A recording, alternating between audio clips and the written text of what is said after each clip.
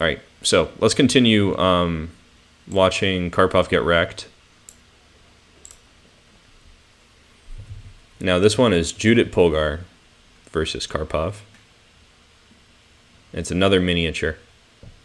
So the prompt is, white has a very promising attacking position. Their pieces are well stationed. Black is looking a little cramped with less space. So what moves do we consider?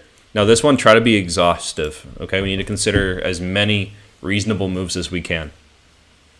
We can't just consider one move and be like, hey, that's a tactic. This position is probably the first real challenge. The other ones are challenging, but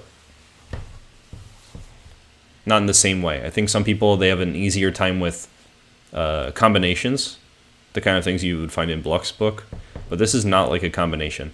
All right, bishop h7.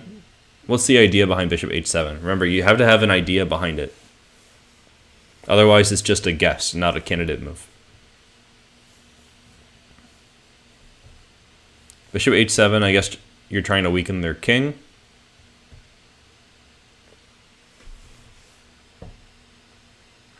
All right, so rook e6 again. So only sacrifices come to mind. Let's try some moves that, yeah, we are kind of throwing out ideas, but it should be like a serious idea. Something that you think could conceivably be right. I mean, yeah, we're not calculating, it's true. All right, thank you for the follow. Estiago, maybe. I'm not sure how to say it. Estiago. All right, so Modasem says rook b5. That's an interesting move to consider. So bishop h7, I guess we can consider it a candidate move. I just wanted to test you guys to see if you're really thinking about it and not just telling me like checks and captures. So bishop h7, it does open up the king for a mating attack. That's true. But probably it won't be the first move. Rook e6, it's also an idea. But it might not be the first move. So we need to dig. Find some more ideas, because those moves, they don't jump out as winning right away the way that some of the earlier examples did.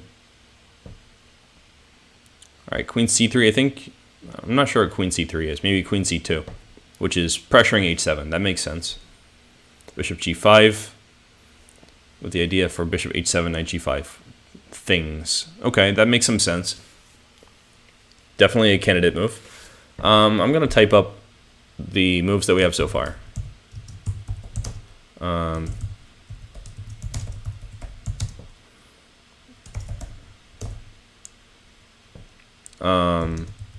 C4 is a bullet move, I agree.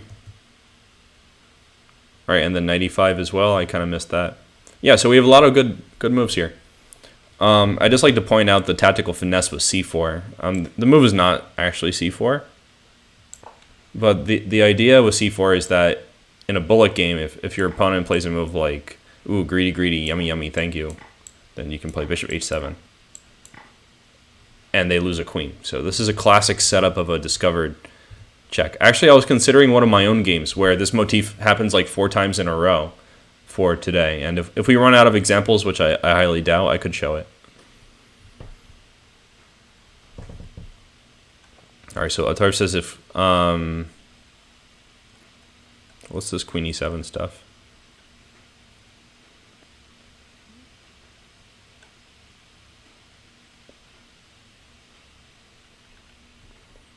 Atar, if you could just explain your variation a little bit, I think that would help because, okay, so he says after bishop g5, bishop takes e7, like if they play nothing, then queen takes e7, he says d5 wins a piece. Are you sure about that? I think you should make some candidate moves for black in that position. I think after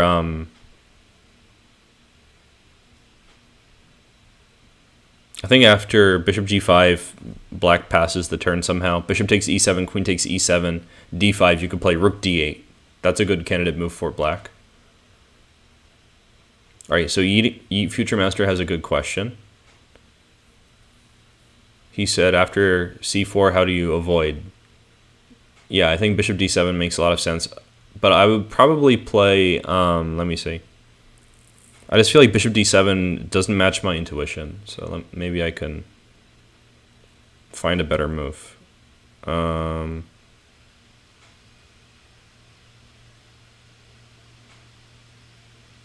I think bishop g4 is maybe a little bit better. Because since black has less space, they would like to trade a couple pieces. Obama Emo Change says that bishop d7 is his intuitive move. That is kind of interesting. I wonder why it's going against mine. I think it's just that your queen is lacking squares then. I would start considering candidate moves like maybe g3 to try to trap that queen.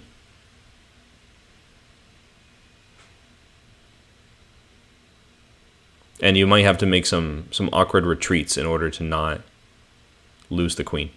Okay, so actually our list is pretty comprehensive. Let me maybe copy it from above and add a couple moves.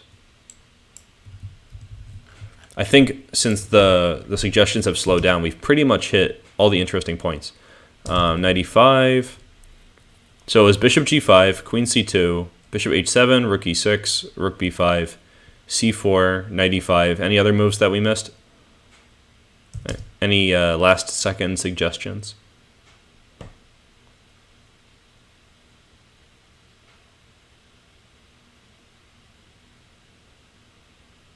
Anyone gonna go like completely buck wild with some new sacrifices? Bishop h6, something like that. All right, so I think our candidates are the following. I put them in the chat. Bishop f4, it just loses a bishop in one move. I don't think it's such a clear answer. So knight e5 was definitely added. So one of these moves is the probably best move, although I didn't check it with an engine. Yeah, shame on me. It's probably the best. It's what Polgar played against Karpov, and she won the game shortly thereafter. So we have done a good job of making candidate moves. Just from the instructional standpoint, one of your candidates is the best move, the one that was played, the one that won the game. So let's start analyzing then, just to practice this. So I like to start with elimination. If there are any that I can knock out right away, that's usually pretty good. So which moves can we immediately discard? Any suggestions for moves that we can just forget about for now? All right, so bishop h7 as a first move. Oh, I did miss knight g5. That's true. So bishop h7, definitely it's not a first move. c4, Atarv is saying we can rule that out. And I guess the reason why is just that they can easily defend. Okay. So rook b5, inner mirror, why are we eliminating rook b5? What's wrong with it? Yeah, I thought bishop g4 was better too, Atarv. That's true. But what's wrong with rook b5? Looks like we're maybe throwing it out categorically.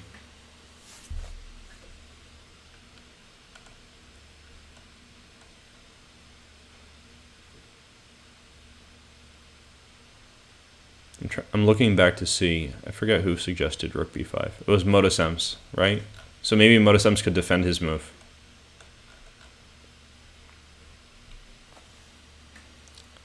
All right, so just because they have a move to play doesn't mean the move is bad.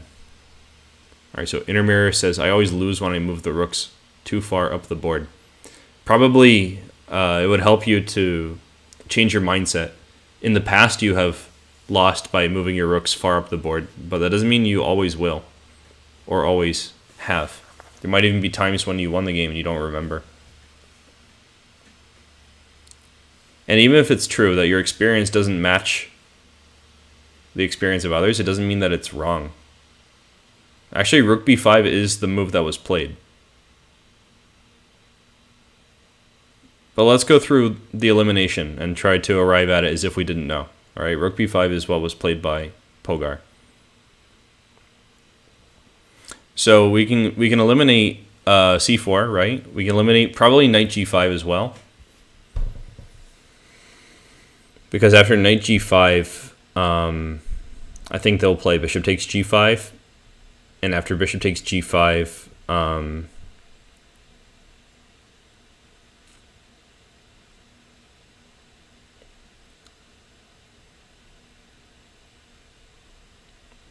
Probably bishop... All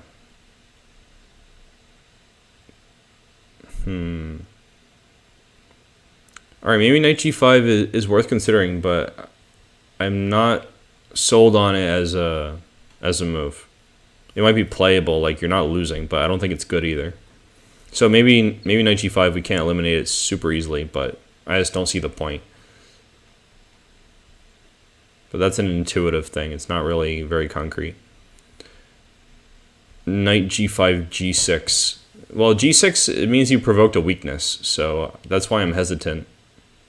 But that might also just be the case that it's fine to play g6 in this case. But after g6, knight takes e6, I think that white is actually getting good play.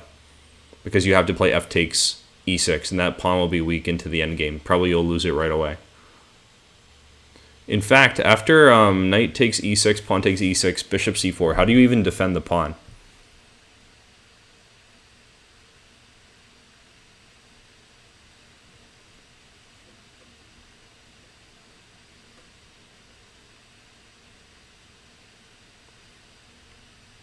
At any rate, h6, same problem, knight takes e6. I think it's just bishop takes g5.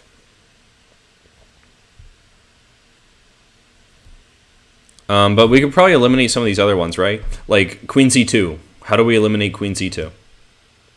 It's forcing, so we should probably look for a problem with it. We can eliminate rook takes e6 also, because they just take it back with the queen. So Obama might change. Future Master are saying that against queen c2 it should be h6. I think this makes sense because it would be really hard to attack the h6 pawn with your king castled on the king side.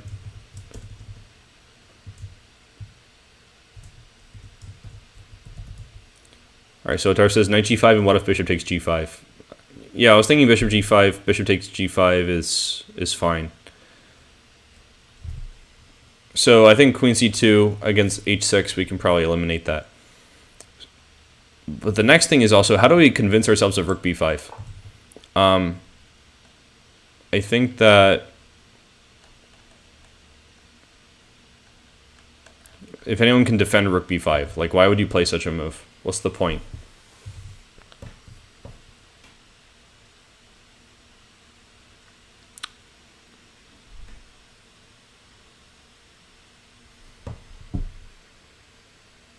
Yeah, it does kind of prepare bishop h7. It makes sense. It contributes to the kingside attack, which is exactly what we said in the beginning. If you evaluate the position well, you'll select your candidate moves well. I think Future Master meant rook to h5. Now, in the game, Karpov somehow prevented rook to h5 by playing knight a5. What would happen after rook h5 here? Any ideas?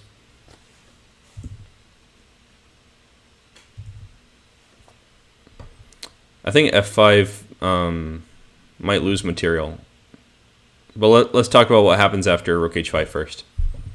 In this position. Because Karpov chose knight a5 for a reason.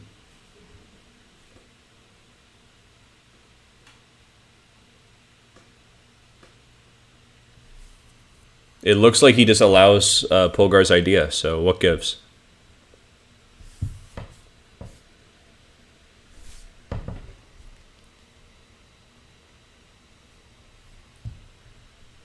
g6, okay, and then what? It's not just one move, g6. They have to move the rook, so you should at least suggest something.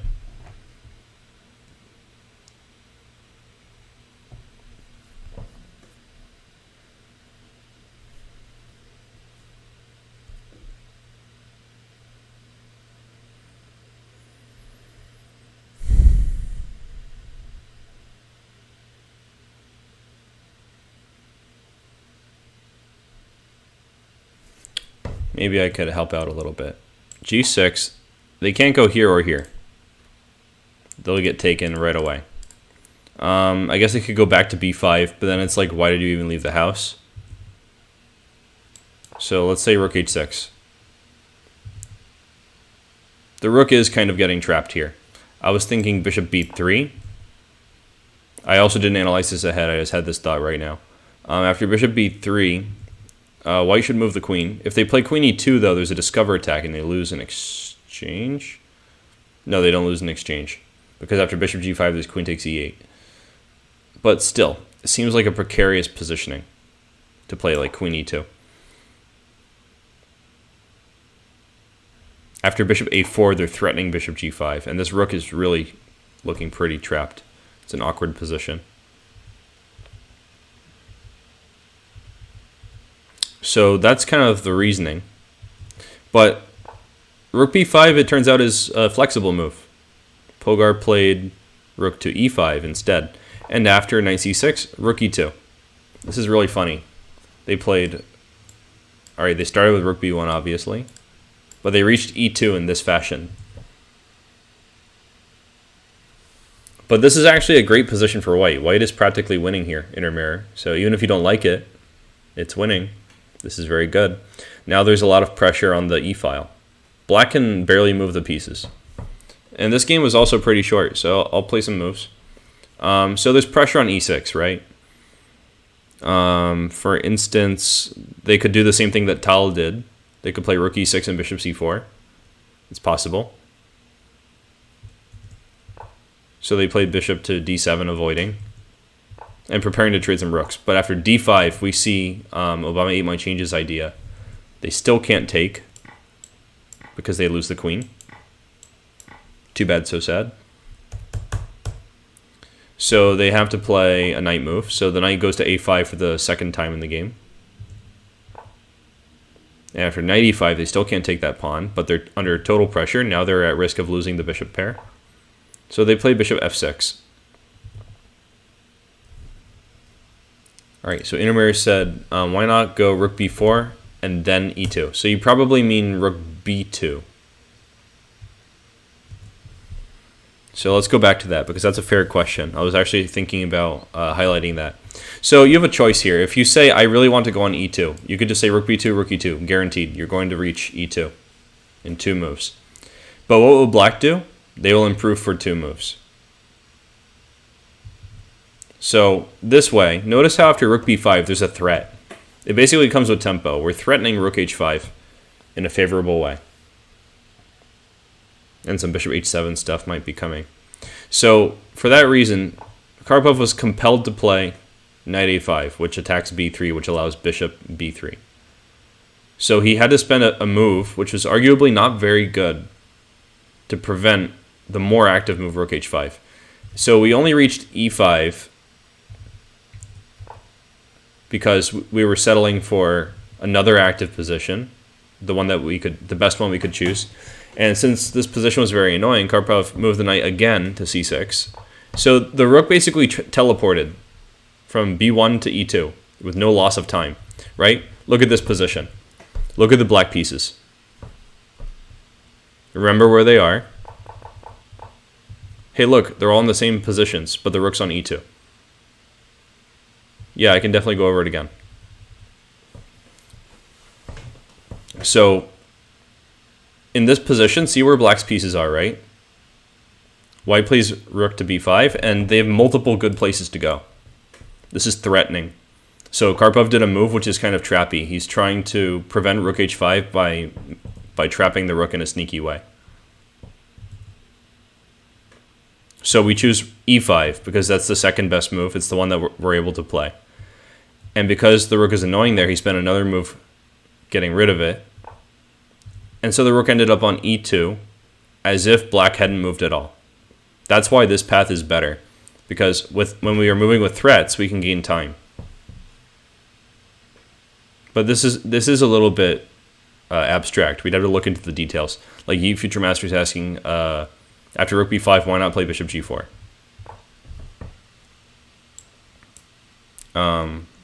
Here. That's a good question. Why not?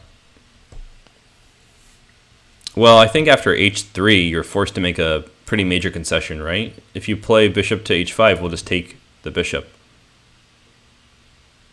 And if you take, you just give the bishop pair to white, and the rook is still going to h5. So I think that's why bishop g4 doesn't help.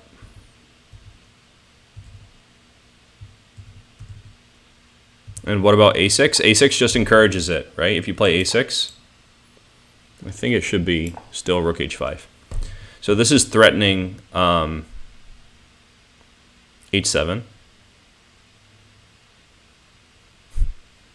Ace rook, hello, welcome. Weird seeing me dressed up, like at a tournament. Yeah, I haven't played a tournament in a while now. So after g6 here, I think it should still be rook h6. But there's this difference that with the knight on a5, you can play bishop to b3. But in this position, you can't do that.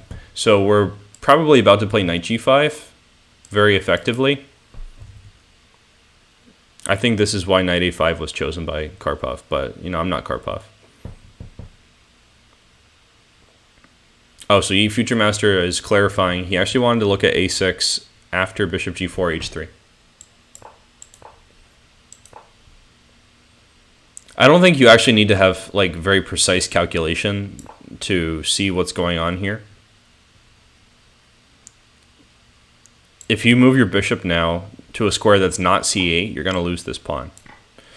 But you could also just look at this in a sort of heuristic way. Why should black play moves which are not improving the position for them? a6 is not an improving move.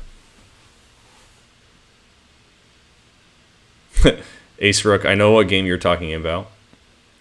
My 172 move game. Yeah, I feel for you guys. I'm sorry about refusing to settle it earlier in the day, but appreciated that you guys stuck it out with me. Actually, that game was really interesting. There was some bizarre fortress that they got almost completely by luck, and then I was determined to make the game as painful as possible for them. Anyway, I think we should maybe move on, because we could talk about these concrete details like forever. Just play it out. But the main takeaway is this: you have to consider rook b5. You have to just consider some of these moves. Yeah, I really don't quit. That's why I played a 172 move draw, even though it was like really stupid. Yeah, I'll show you sometime.